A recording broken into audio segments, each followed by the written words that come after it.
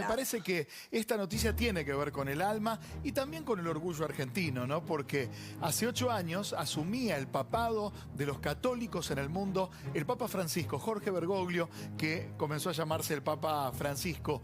Y un papado muy particular, Tati, que revolucionó algunos aspectos del dogma, de la fe y de los signos que un papa puede hacer.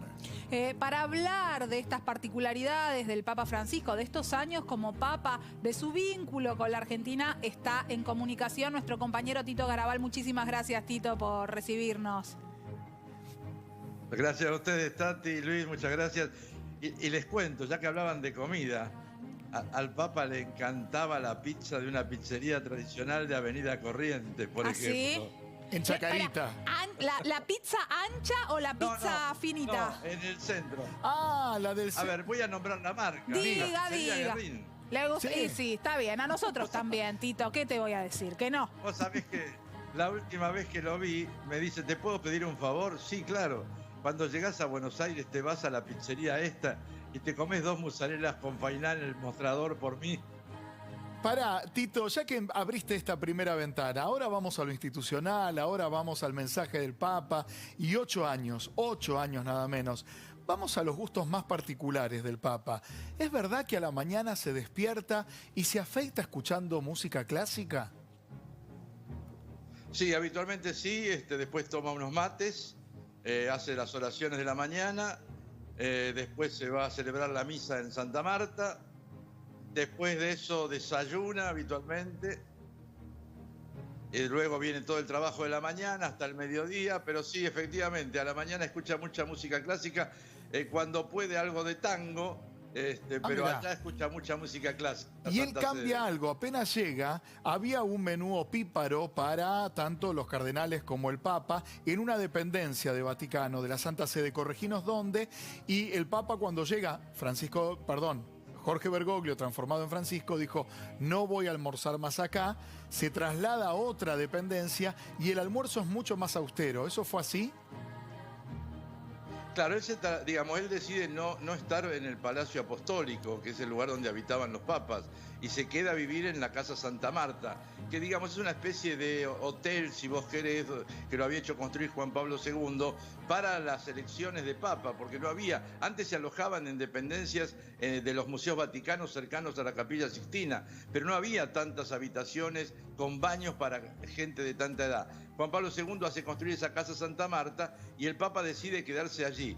Allí hay un comedor donde almuerza toda la gente que está alojada allí, que pueden ser sacerdotes, algún obispo, algún invitado que pasa por el Vaticano, y él almuerza como uno más en una de las mesas los habituales menús que se ofrecen diariamente, que suelen ser 1 o 2 variedades, no mucho más. Tito, ahora nos vamos a meter en los gestos transformadores de este Papa. Pero te quiero preguntar, vos que conocés más que nadie de esto, ¿está bueno ser Papa o es un laburón? Y es un laburo grande. Vos pensás que él tiene el mundo sobre sus hombros.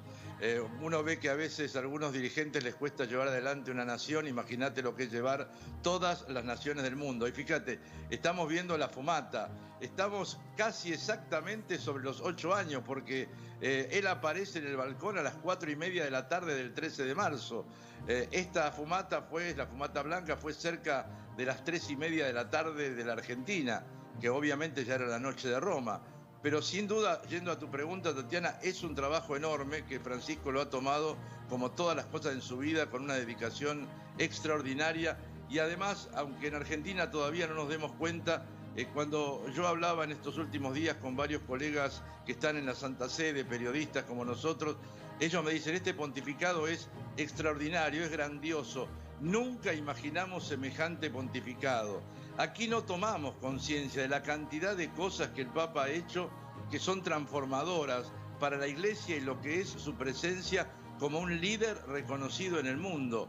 Y estos son los 8 años del pontificado de Francisco. Mira, me anoté 3 o 4 algunas cositas que me fui acordando rápidamente.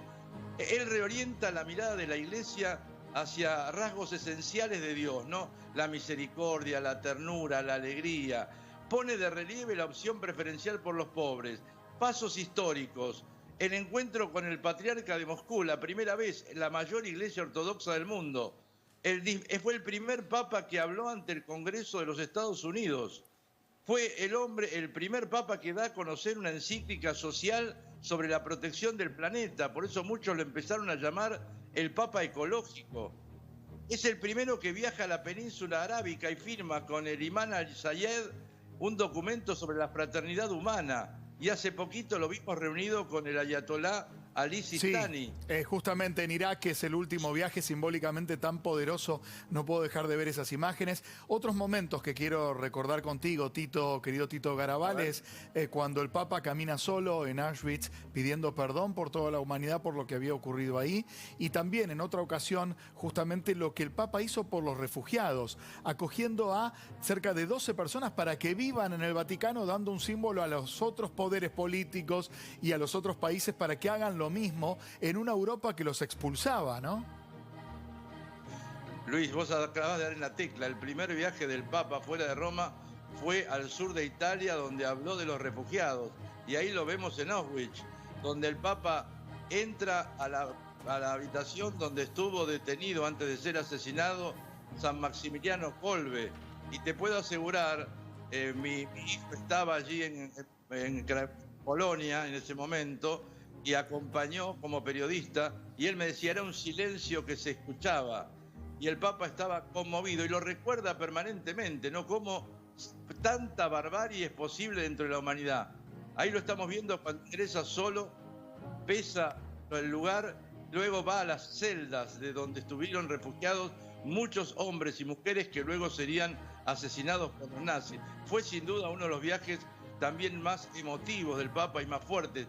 Tal vez esta imagen ya la habíamos visto con Juan Pablo II, pero para nosotros fue impresionante verlo a Francisco en ese momento y ahí saludando a gente que había vivido en campos de concentración. Otro momento de enorme emotividad, Luis. Sin duda que son dos de los grandes temas que también el Papa ha tenido presente y que los ha puesto en el mundo. Tito, ver a Francisco para todas las personas es un momento de una emoción enorme. En este momento los argentinos no se puede viajar, por supuesto, y el Papa no está teniendo encuentros. Pero cuando se podía, muchos argentinos trataban de viajar y volver con la foto con el Papa. ¿Al Papa le gusta eso, que lo choluleen? O bueno, es parte del trabajo.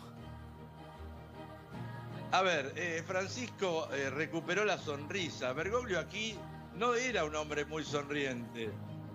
Y allí se lo ve sonriente. Y cuando se encuentra con argentinos, la verdad que se siente la sonrisa.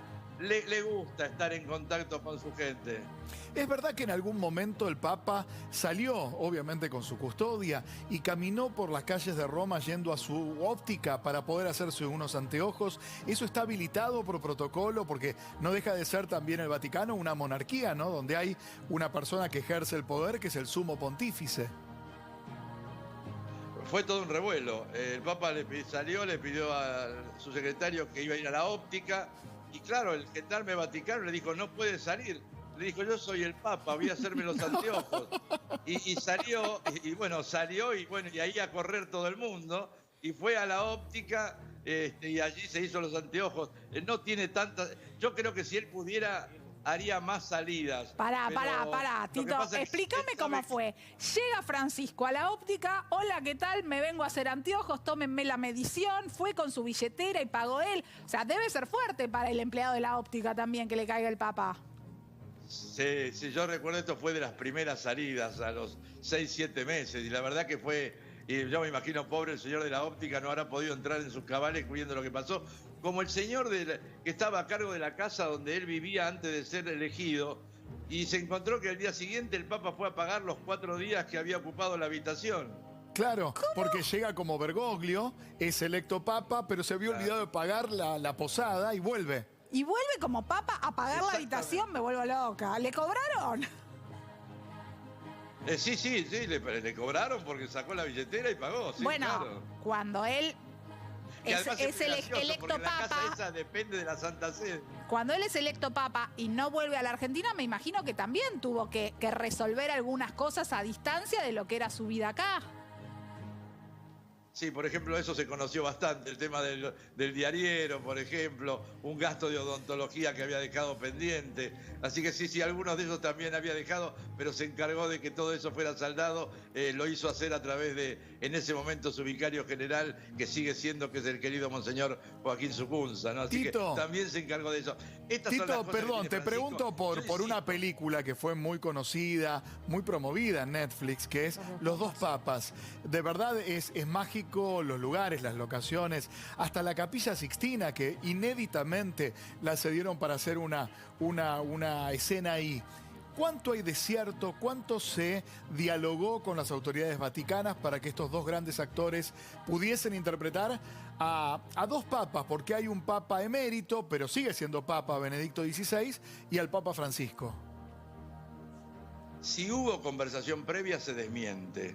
Okay. Por lo menos no hay una aceptación oficial. Yo siempre decía, a mí la película me pareció muy buena, obviamente partiendo de la base de que es una ficción. Esos encuentros nunca existieron y yo lo que lamento es que tal vez no se hace quedar bien a Benedicto XVI, porque realmente Benedicto XVI nunca había querido ser papa. Él se había querido ir de Roma ya estando San Juan Pablo II. Y la verdad que lo que menos intención tenía Benedicto XVI era de quedarse como papa. O sea que lamentablemente creo que ahí sí no se le hace justicia a Benedicto XVI. Ahora, el contenido de muchos temas sí son realmente exactos en lo que tiene que ver con las cosas que se fueron sucediendo. Algunas no tanto. Por ejemplo, quien toma decisión de terminar con el padre Maciel en México es Benedicto XVI. No lo hace Francisco cuando llega, como queda dicho en la película. A mí me encantó sobre todo la personificación de Papa Francisco, que es notable, ¿no? Es notable realmente cómo logran el parecido Tito, del actor. ¿Qué lo enoja a Francisco? ¿Cómo? ¿Qué lo enoja? No te podría decir que lo enoja. Yo creo que a él más que enojarse le duelen algunas cosas, ¿no? Lo lastiman interiormente. Yo nunca lo he visto enojado, por ejemplo. Sí lo he visto dolorido, afectado por alguna cosa, y creo que obviamente hoy al Papa, es decir, cuando uno lo vio entrar ese viernes bajo la lluvia solo en el Vaticano para hacer la bendición al mundo por la pandemia, por ahí por mediados de marzo del año pasado, realmente a uno lo conmovía y uno veía la tristeza y el dolor en el Papa. Yo te diría, enojado no lo he visto. Tito, enojado no, pero hay una escena que circuló mucho, hasta se tomó con un poco de humor. No sé en qué destino las personas que iban a saludar al Papa querían hacer la reverencia de besarle el anillo y él corría enfáticamente la mano. Casi terminó siendo un blooper la situación, pero el Papa no quería ese tipo de gesto de sumisión de un hermano, de un humano para con la autoridad católica. ¿Dónde pasó eso y por qué corría la mano tan rápidamente?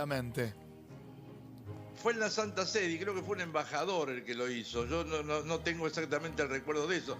Pero, digamos, él nunca le gustó que le besaran la mano. Y en esa ceremonia se había dicho que se acercaran al Papa, pero que no le besaran la mano. Y esta persona lo intentó y siguió, y él le sacaba la mano y el otro se la seguía agarrando. Por eso él tira para atrás. Lo mismo pasó, ¿se acuerdan con la señora esta coreana? Que también él le pega en la mano, porque además le habían avisado que no tocara a la gente que venía de lugares orientales porque estaba el brote de pandemia. De hecho, ese día a la mañana se había decretado el confinamiento en Corea. Y esta señora lo agarraba y no lo soltaba, y el Papa tiraba y casi se cae cuando la señora lo tira. Claro. Fueron los dos momentos que uno lo vio como, si querés, enojado, pero digamos, bueno, como cualquier humano en definitiva. Tito, muchísimas gracias por esta comunicación. Un placer siempre charlar con vos y hablar de esto, ¿no? De las cosas un poco más personales del Sumo Pontífice. Muchísimas gracias. Gracias a vos, Tatiana, Luis, y yo simplemente digo esto. En este día los argentinos hemos perdido la posibilidad de estar más cerca. Tenemos un hombre que es valorado en el mundo y los argentinos no nos damos cuenta. Nos preocupa si vino o si no vino, si alguien dijo lo que dijo que no dijo. Leamos lo que él dijo y en el día de hoy yo les pido a todos que recemos por él. Y como él dice, si no son creyentes, por lo menos tírenme buena onda. Así que esto es lo que podemos hacer hoy por Francisco. Gracias, Tito.